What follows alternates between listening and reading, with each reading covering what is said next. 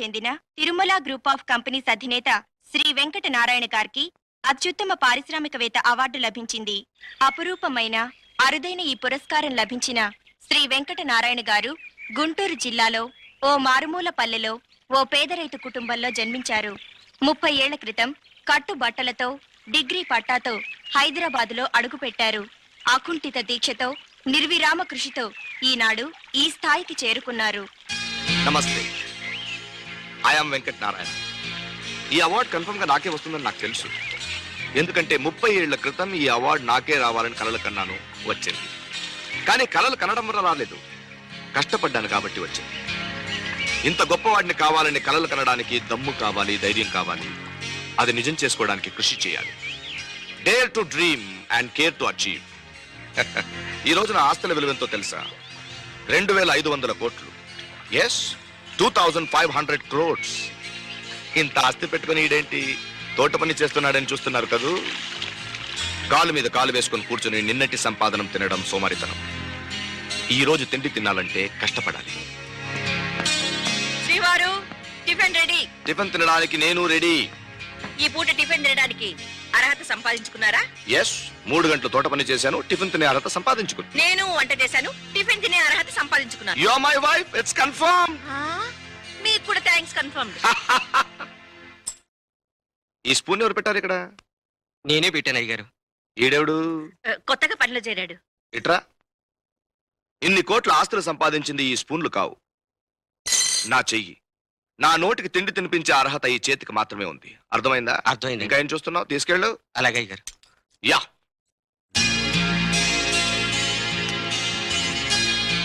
ఏమిటి టిఫిన్ ఇంత అడావిడిగా తింటున్నారు? అర్జెంట్ పని ఉంది. ఏమిటంత అర్జెంట్ పని? నీకు చెప్పాల్సిన టైం ఇంకా రాలేదు, వచ్చినప్పుడు చెప్తాను.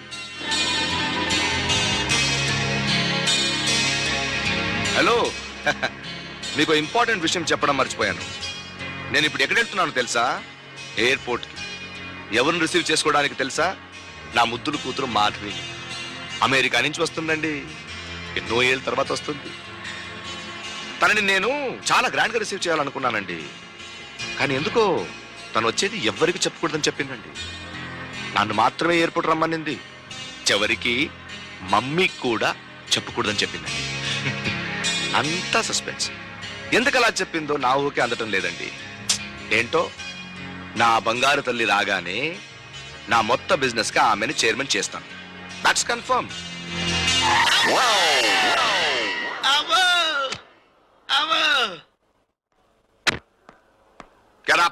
ఏంటండి కళ్ళు నెత్తి పెట్టుకుని ట్రై చేస్తారా? కార్లో వచ్చేది మాత్రం మనుషులు కనబడరా? గుర్తు కాక ఏంటి అలా చూస్తారండి? ట్యాక్స్ కట్టావా? ట్యాక్స్ ఏంటండి? పన్ను. పన్ను మొన్న మధ్య పన్ను పోతే బంగారు పన్ను కట్టించుకున్నాను. పన్ను అంటే అది కాదు, నాన్ సెన్స్. రోడ్డు మీద నడవడానికి ట్యాక్స్ కట్టావా? ఏంటండి మీరు మాట్లాడేది? ఇంటి పన్ను కడుతున్నాం, వాటర్ పన్ను కడుతున్నాం, ఎలక్ట్రిసిటీ పన్ను కడుతున్నాం, ఆదాయ పన్ను కడుతున్నాం. రోడ్డు మీద నడవడానికి కూడా పన్ను కడతారా? హలో, ఈ రోడ్డు మీద కార్లు తిరగడానికి ప్రభుత్వానికి నేను 1,70,000 లైఫ్ ట్యాక్స్ కట్టాను. నేను మాత్రమే కాదు, ఇక్కడ తిరిగే ఆటో వాళ్ళు, కారు వాళ్ళు, లారీ వాళ్ళు, బస్సు వాళ్ళు అందరూ కట్టారు. సో ఈ రోడ్డు మీద తిరిగే హక్కు మాకు మాత్రమే ఉంది. అయితే ఏంటండి మీరు మాట్లాడేది? నీకు ఈ రోడ్డు మీద నడిచే హక్కు లేదు. మరి రోడ్డు మీద నడపతే గాల్లో ఎగురుతావా? హలో, ఆ హక్కు కూడా విమానాలు ట్యాక్స్ కట్టి సంపాదించుకున్నాయి. నీకు గాల్లో ఎగురు హక్కు కూడా లేదు. మరి రోడ్డు మీద నడవక గాల్లో ఎగరక ఎలా నడుస్తావుండే? నీలాంటి వాళ్ల కోసమే ప్రభుత్వం ఫుట్పాత్ కట్టింది. నువ్వు ఫుట్పాత్ మీదే నడవాలి. అవుననుకోండి కాదు, ఫుట్పాత్ మీదే వెళ్ళాలి. ఇంకొకసారి నిన్ను నడు రోడ్డు మీద నడవడం చూస్తే డైరెక్ట్ గా గుద్దేస్తా. అంతే, నీ 2 కాళ్ళు ఇరిగిపోతాయి. డైరెక్ట్ గా మంచం మీద పడతావు, నల్లులతో కాపురం చేస్తావు. ఇంకా నీతో పని లేదని నీ భార్య పిల్లలు నిన్ను వదిలేసి వెళ్ళిపోతారు. నువ్వు గతి లేక ఈ ఫుట్పాత్ మీద అడుక్కు తింటావు. అడుక్కుంటూ ఎండకి ఎండి, వానకి తడిసి, చలికి బిగిసి, కృంగి, కృషించి, శుష్కించి, నేరసించి, నశించి అన్ని చీలు ఎందుకండి? అప్పుడు నీ ముఖం చూస్తే పెద్దవాళ్ళు చీ అంటారు, చిన్నపిల్లలు బూచి అంటారు. చివరికి నువ్వు నీచాతి నీచమైన, హీనాతి హీనమైన, నికృష్టమైన చావు చేస్తావు. ఇది కన్ఫర్మ్. మీకు దండం పెడతానండి, మీరు ఈ క్లాస్ బేగడం ఆపకపోతే నేను ఇక్కడే కృంగి, కృషించి, నశించి, నేరసించి, శుష్కించిపోతాను సార్. మీకు దండం పెడతాను బాబు, నా పేమెంట్ మీద నేనే వెళ్తాను.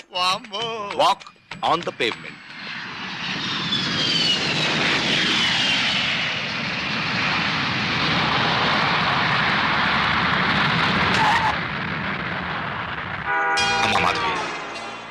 బిజినెస్ లో అవతల వాళ్ళ ఐడియాల్ని ముందుగానే పసిగట్టి ఓవర్టేక్ చేయగలిగాను. కానీ ఎంత ఆలోచించినా నువ్వు వస్తున్న విషయం ఎందుకు సీక్రెట్ గా ఉంచమన్నావో గెస్ చేయలేకపోయాను. డాడీ, అమెరికా నుంచి ఆంధ్రాకి విమానంలో ఎగిరొచ్చాను. ఇప్పుడు బెంచ్ కార్లో వెళ్తున్నాను. ఇక ముందు నేల మీద నడుద్దాం అనుకుంటున్నాను. అర్థం కాలేదురా. డీటెయిల్ గా చెప్తాను. ఏదైనా లోన్లీ ప్లేస్ కి వెళ్దాం. Sure. What are you talking Madhavi? I just can't understand. మన బిజినెస్ లో నీకు అప్పు చెప్పి నిన్ను చైర్మన్ చేయాలనుకున్నాను రా. కానీ నేను మన కంపెనీలో క్లర్క్ గా జాయిన్ అవ్వాలనుకుంటున్నాను. అదేనా నాకు అర్థం కావట్లేదు. పదవి ఇస్తానంటే మన దేశంలో అడ్డమైన వెధవ కూడా పార్టీ మార్చేస్తాడు. ఇంత ఆస్తికి వారసురాలు అయి ఉండి కూడా వారసురాల్ని కాబట్టి ఆస్తి అనుభవించే హక్కు ఎంతుందో కాపాడాల్సిన బాధ్యత కూడా అంతే ఉంది. అందుకే వద్దంటున్నాను. మళ్ళీ అర్థం కావట్లేదురా. డాడీ, నేను పుస్తకాలు చదివాను కానీ మనుషుల్ని చదవలేదు. చైర్మన్ అవ్వడానికి కావాల్సిన డిగ్రీ నా దగ్గర ఉంది కానీ అనుభవం లేదు. నేను బిజినెస్ లో రాంగ్ స్టెప్ వేసినా, రాంగ్ డెసిషన్ తీసుకున్నా చాలా నష్టం వస్తుంది. అందువల్ల మనకే నష్టం లేకపోవచ్చు. కానీ మనం బిజినెస్ క్లోజ్ చేస్తే మన దగ్గర పనిచేసే కొన్ని వేల మంది నిరుద్యోగులు అవుతారు. వాళ్ళ కుటుంబాలు వీధిన పడతాయి. అది నాకు ఇష్టం లేదు డాడీ. సో నేను మన కంపెనీలో మామూలు క్లర్క్ గా జాయిన్ అవుతాను. కింద స్థాయి నుంచి అన్ని విషయాలు స్టడీ చేస్తాను. నీ కూతురుగా కాకుండా నాకు నేనుగా చైర్మన్ అయ్యే అర్హతని సంపాదిస్తాను. సరేనా? చెప్పు డాడీ. మాధవి, నువ్వు అమెరికా వెళ్ళి నాకు దూరం అయిపోయావనుకున్నాను. కానీ ఇలా ఎంతో ఎత్తు ఎదిగావనుకోలేదు. I am proud of you. You are my daughter. It's confirm. కానీ డాడీ, నేను నీ కూతురు అన్న విషయం ఎవరికీ తెలియకూడదు. అలా తెలిసిందనుకో అందరూ నా దగ్గర మంచి వాళ్ళలా ప్రవర్తిస్తారు. అందరూ నన్ను చూసి భయపడతారు. అప్పుడు నేను పని నేర్చుకునే అవకాశం ఉండదు. ఎవరెవరేంటో తెలుసుకునే అవకాశం అంతకన్నా ఉండదు. నన్నేం చేయమంటావు? క్లర్క్ కి జీతం ఎంత ఉంటుంది? 2500. సరే, నాకు 250 రూపాయల్లో ఎక్కడైనా ఉండటానికి ప్లేస్ అరేంజ్ చేయి. ఎక్కడో ఎందుకురా, మన ఆఫీస్ క్యాంటీన్ ఓనర్ ఇంట్లోనే ఉండొచ్చు. నాకు తెలిసిన వాళ్ళ అమ్మాయిని చెప్తాను. ఓకే? Okay come. నాన్న,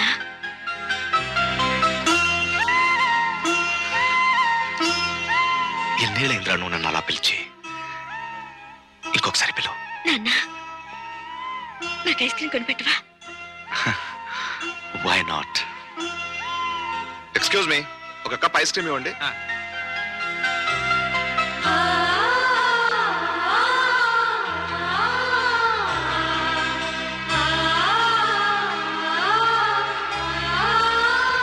ఇక వెళ్దామా నాన్న?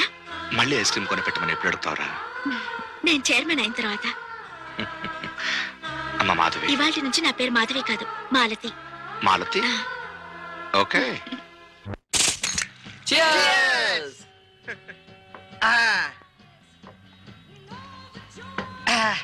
ఒరే మావా, ఏదో విధంగా పరీక్షలు పాస్ అయ్యాము అనిపించుకున్నాం. నెక్స్ట్ ప్రోగ్రామ్ ఏంట్రా?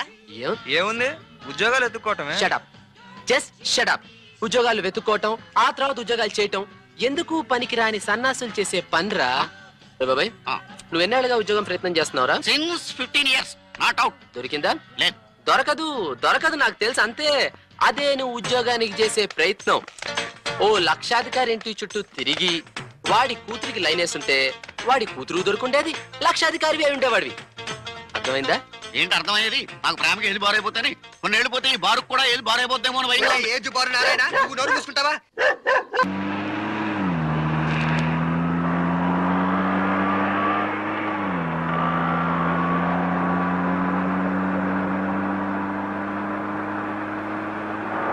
టైం వేస్ట్ చెయ్యొద్దురా, ప్రొసీడ్ అయిపో అంతే. ఓకే. అరే అవునరా, మరి నారాయణ గారు ఏడ్రా? అమ్మాయిలు వెనకాల పడుతున్నారా? అమ్మాయిలా? అరే ఈ వయసులో aunty. Excuse me sir. Excuse me అంటే క్షమించమని. సారీ సార్, మేము మిమ్మల్ని క్షమించలేము. మీది ఈ ఊరేనా? ఈ ఊరు మాది కాదు సార్, మేమే ఈ ఊర్లో ఉంటున్నాం సార్. ముబల్వాని పాలెంకి ఎలా వెళ్ళాలి సార్? సార్ ఎలాగైనా వెళ్ళచ్చు సార్, మాకే అబ్జెక్షన్ లేదు sir, no problem sir. Sir మీరు ఆ కార్ లో వెళ్ళచ్చు సార్, బస్ లో వెళ్ళచ్చు సార్, సైకిల్ మీద వెళ్ళచ్చు సార్. అది పాపం రా, నడుచుకుంటూ వెళ్ళకూడదా ఏంటి? అవునరా, హెల్త్ చాలా మంచిది. సార్, సుబ్రహ్మయ్య గారిని వాళ్ళ ఇల్లు ఎక్కడ తెలుసా? ఆయన మినిస్టర్ గా సార్ తెలియడానికి. ఆయన భార్య అన్నపూర్ణమ్మ అని, షీఈ్ ఎ టీచర్. టీచర్లకు జీతాలు ఇవ్వట్లేదు సార్, ఇంకా అడ్రస్ లేని తెలుస్తాయి సార్. Will you please? వాళ్ళకి 2 పిల్లలు సార్. ఒక అబ్బాయి మీ వయసు ఉండొచ్చు, ఒక అమ్మాయి మీ వయసు ఉంటుందా? కన్ఫర్మ్. మనం సుబ్బరామయ్య అంటే మీ నాన్నే కదరా? యా అన్నపూర్ణ అంటే మీ అమ్మే కదరా? ఆయన అడిగింది మీ ఇంటి అడ్రస్ నేరా బాబు, మీకోసమేరా? మా ఇంటికి బెంచ్ కార్లు ఎవరు వస్తారా? ఏమోరా కొంప తీసి నీకు పెళ్ళియడానికి వచ్చాడేమో. ఎప్పుడు ఇంతే. బెంచ్ కారు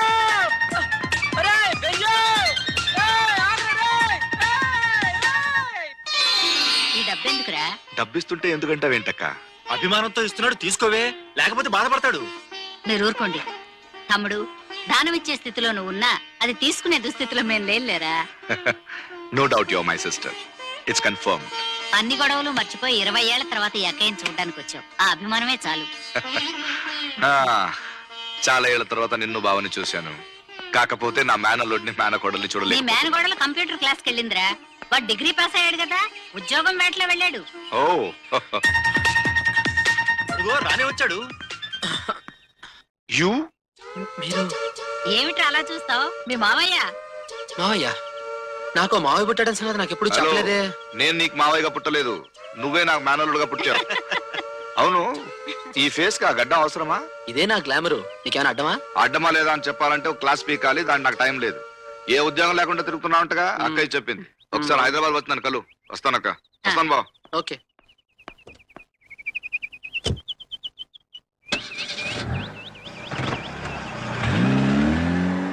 అమ్మా, ఎవరమ్మా ఈ బెంచ్ మామా? ఏరా, నే వంటదాన్ని కాదు, నాకు తమ్ముడు ఉన్నాడని చెప్పేదాన్నిగా. వాడే వీడు. రేయ్, ఇదిగోరా వాడు విజిటింగ్ కార్డు. రేయ్, వాడు నాలాగా ఏకైక తేనెటీక్ కాదు, ఏకంగా తేనె పట్టే. హైదరాబాద్ వెళ్ళి వాడిని పట్టు, ఉద్యోగం పట్టు, ఇవ్వరా నాకు rest. Oh my god, Tirumala group of companies కి proprietor chairman the great business magnate Venkatanarayana నీ తమ్ముడా?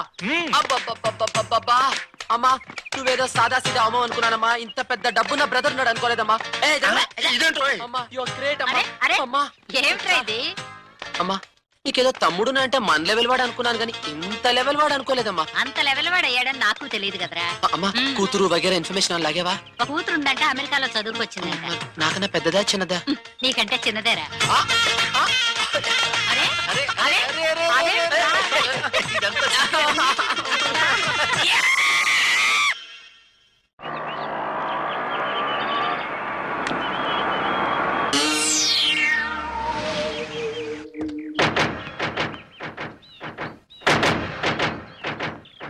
Excuse me.